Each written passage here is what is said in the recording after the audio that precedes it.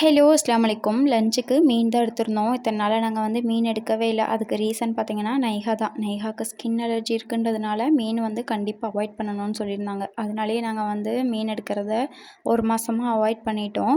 நைஹாவுக்கு skin allergy என்னமோ 1 வீக்கில் சரியாயிடுச்சு. பட் நாங்கள் வந்துட்டு அதை அப்படியே கண்டினியூ பண்ணி 1 மந்த்துக்கு வர விட்டுட்டோம், ரொம்ப பயன்றதுனால. மீன் குழம்பு எங்கள் அம்மா ஸ்டைலில் தான் ரெடி பண்ணியிருந்தேன். சின்ன வெங்காயம், தக்காளி, மிளகாத்தூள், மல்லித்தூள், சாம்பார் தூள் அளவு எல்லாமே ஃபஸ்ட்டு கமெண்ட்டில் பின் பண்ணுறேன். நல்லா வணக்கி எடுத்ததுக்கப்புறமா ஆற வைக்கிறதுக்கு எடுத்து வச்சிடணும். அதுக்கு நடுவில் 1/2 மூடி தேங்காய் எடுத்து பால் மட்டும் வடிகட்டி எடுத்துக்கணும்.